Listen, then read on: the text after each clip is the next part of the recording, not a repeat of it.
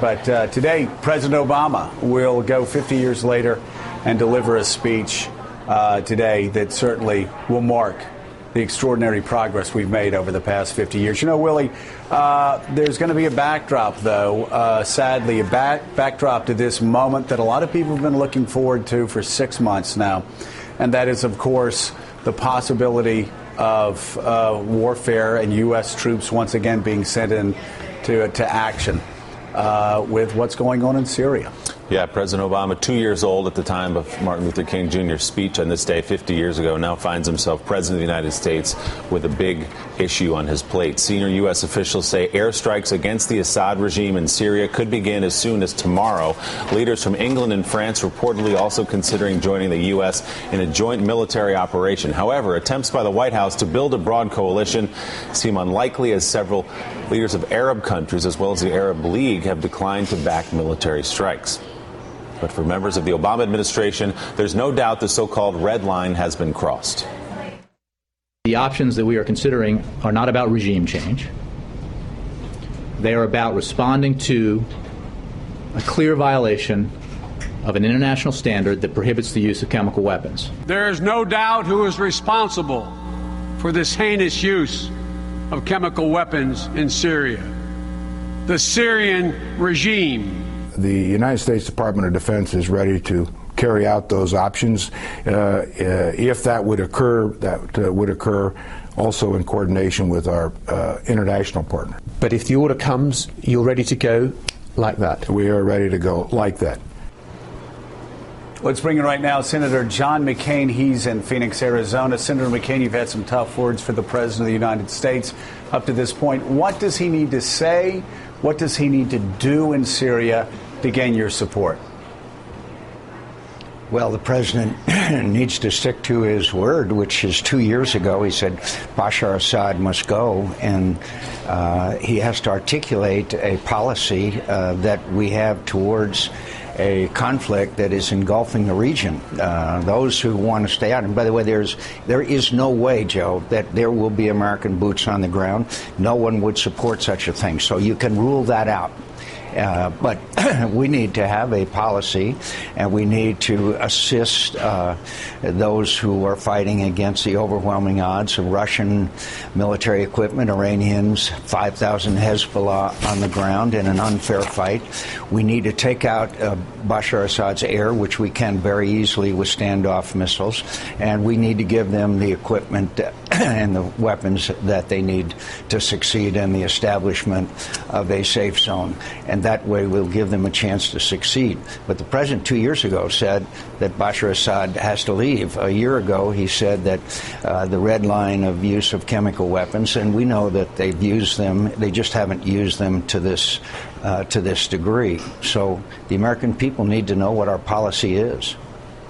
Senator, the President of the United States, of course, weighing all military options, but already his people that work for him are letting us know that regime change is not in the cards. Is that a mistake? Do you believe that the president should publicly pronounce again that Assad must go and support regime change in Syria? The president can say whatever he wants to, but isn't it contradictory that 2 years ago he said he must go, and now he's saying this isn't aimed at regime change? And if it isn't aimed at regime change, what is it aimed at? We can send them a diplomatic note if it's just that we don't agree with what they're doing. And by the way, the leaks of what we are going to do, I've seen leaks in Washington before, but never to the specificity as this is. Obviously,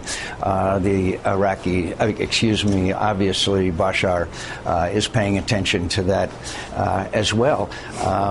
Look, we can assure the American people that there will not be any American boots on the ground. But this is turned into a regional conflict. There is more violence in Iraq than there's been since 2008. Jordan is terribly destabilized by these refugee inflows. Lebanon is destabilized. The whole area, this conflict is spreading. And you will see effects of that, including one of the first, we are seeing the increase in the price of oil. This conflict cannot be contained within Syria, and we have to understand that, and that's why we've got to help these people get rid of Bashar Assad, get the momentum back on their side. Senator, you've been on the ground in Syria. You've met with the Free Syrian Army. How can we be sure, in terms of defining who we're dealing with among the rebels, in terms of our assistance with armaments, with intelligence, how can we be sure who we're dealing with? The best way we can do that is the establishment of a safe zone, either on the Turkish border or the Jordanian border. Have these people there, make sure that the weapons that come in get to the right people. That's the best way to do that, Mike. Senator McCain, it's Willie Geist. When people hear about the alleged use of chemical weapons and weapons of mass destruction and evidence that they've been used, obviously Americans go back to 2003 in February and the presentations that were made to the UN. The White House seems like they're satisfied with what they have before them. We've heard evidence from groups like Doctors Without Borders that all these thousands of people show the effects of having been hit with chemical weapons. Are you satisfied personally with the evidence you see, not only that chemical weapons have been used, but they were in fact used by the Assad regime? Yeah, and they've been used before, and obviously the Free Syrian Army doesn't have those weapons, so it's ludicrous to assume that they would use them. But I think the important thing also is not to forget 100,000 people have been massacred. We now have 1 million children who are refugees, by the way, who will grow up to hate us because they feel strongly that we have abandoned them with some justification. We have these countries destabilized in the region.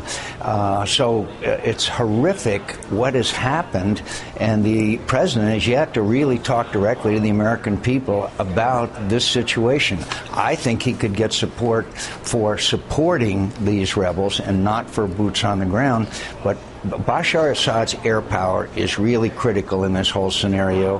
He's flying about 50 airplanes, about 6 airfields. We could take him out with cruise missiles in a big hurry. So, Senator McCain, let's game this out just a little bit. Let's say we do targeted strikes. You hit some of the airfields you talked about. You take out their chemical weapons capabilities. Bashar al-Assad then waves his fists and says, I've survived an attack from the United States. His people rally around him. He is left standing and still able to, frankly, kill more civilians, because most of the 100,000 civilians you referenced were not killed by chemical weapons. It was artillery and thugs going door to door. What changes about his capability if we take out targets in these limited strikes? Isn't he left standing and perhaps stronger in some ways?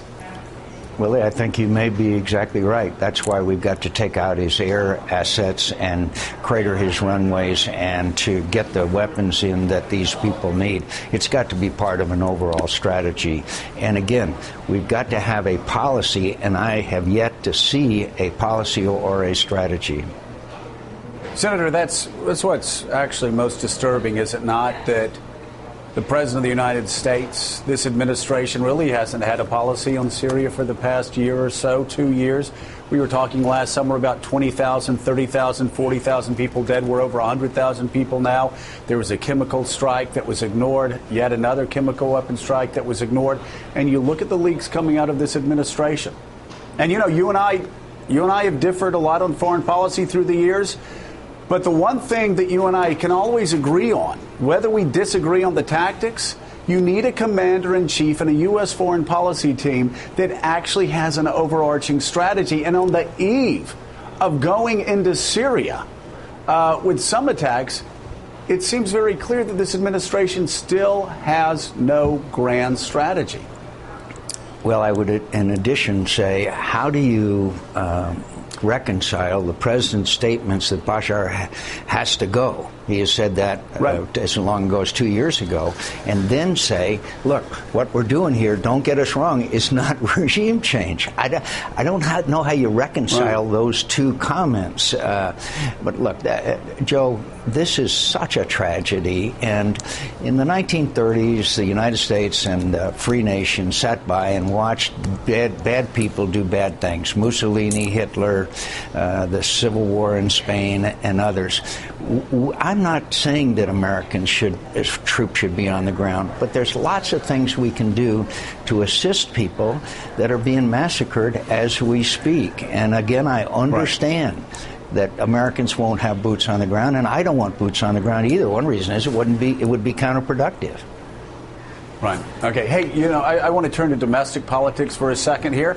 Your name was mentioned in vain by a group that claims to be conservative that is going after Jeff Flake. Take a listen to this. Oh, whatever. That's what Senator Jeff Flake said when urged to defund Obamacare. Oh, whatever. That's what Jeff Flake thinks about conservatives. Oh, whatever. Jeff Flake used to be one of us, but now he's become one of them. Oh, whatever. That's something we expect John McCain to say, not Jeff Flake.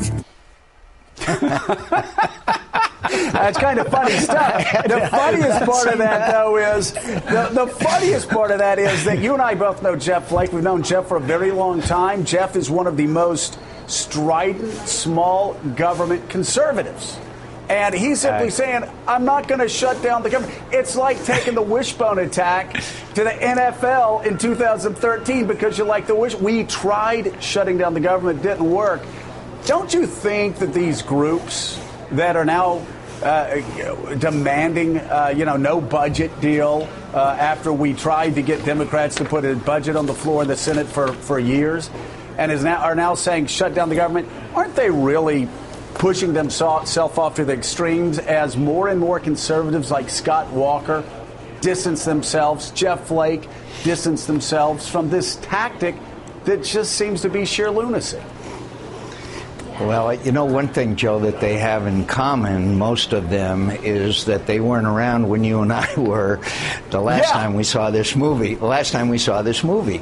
At the first moment that has a very bad ending, by the way, a very bad ending. It strengthens a Democratic president when you do it.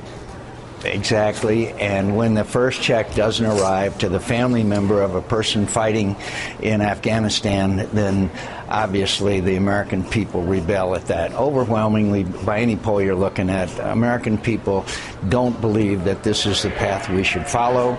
It is a battle that's going to go on in the Republican Party, and we're going to have a struggle and a conversation and an open and honest debate about the direction of the Republican Party. And that debate needs to be held. I liken it a bit to the throes that the Democrats went through in the 1970s. We're going to have a debate about the future of the party, not only on this kind of thing, but also on isolationism versus internationalism. Hey, Senator, in the hope that you'll get into even more trouble with that wing of your party, could you give us your feeling? What's going to happen? What's going to happen with immigration this fall? Is there any hope of getting an immigration bill passed this year? Jeff and I have been having town hall meetings all over Arizona. As you know, it's ground zero in Arizona for a whole variety of reasons. And we've received overwhelming support. We have 4 House members who are Republicans in Arizona, and we're using friendly persuasion. We are trying to ask them to sit down with us and get a vehicle passed through the House. I'm guardedly optimistic. Over 70% of the people in Arizona support, by 2-to-1 margin, that we provide a mechanism to bring 11 million people out of the shadows and a path to citizenship. So I remain optimistic to a degree. Paul Ryan has done a great job. I think Boehner is trying to balance a lot of different factions within his conference. But look, I believe that we can do this, and we keep asking the fundamental question. Is it satisfactory to have 11 million people living in the shadows and a de facto amnesty? And everybody agrees it's not satisfactory. So can't we sit down and get something done? I still believe we can, but it may be after this October shutdown that you and I were just talking about. And, Senator, of course, the political side of immigration was much debated and talked about after the 2012 presidential election. We saw the margins between President Obama and Mitt Romney and the Latino vote. I guess that's part of why this is so important to your party. But as someone who's run for president, someone who's been in the arena for so long, what is the state of your Republican Party now as you look to 2016? What kind of candidate needs to emerge in order for Republicans to take back the White House? I think it's going to be part of that debate, Willie, that I was just talking about, that we have a open and honest discussion about the direction of our party, whether we are going to just withdraw from the world. And that debate, by the way, has been going on since the beginning of the last century. So we've got to have that debate. It's the old Eisenhower, Taft, et cetera. But also, we're going to have to talk about whether we want to be constructive and be Reagan Republicans. Reagan Republicans are people that sit down and work with the other side and reach agreement. Ronald Reagan and Tip O'Neill worked together. Ronald Reagan and the Democrats came up with compromises on spending, on taxes, and a lot of other things, and ushered in one of the most prosperous periods in American history. That's what the debate's going to have to be about, and whoever wins that is going to have the nominee for president of the Republican Party. You know, Senator, why is it that when I hear you talking about the Eisenhower-Taft divide, you know, I'm thinking in my mind that you're probably painting me as Taft and you as Eisenhower. That is a debate that continues. But I think both sides, again, agree we need to have a strategy before we do anything in Syria. Right. I go back to the Coolidge administration, as you know, Joe. Silent Cal. He was a great one, baby. We can agree on that. All right. They did nothing, but they did nothing so damn well. All right. Thank you so much, Senator McCain. We greatly appreciate it. And Willie, boy, a lot of decisions to be made as we move forward. And we're going to see it unfold. We're gonna, probably as we're in Detroit tomorrow. Yeah, it looks like something this week will happen on Syria. Senator McCain, thanks again. Always good to talk to you. Still ahead this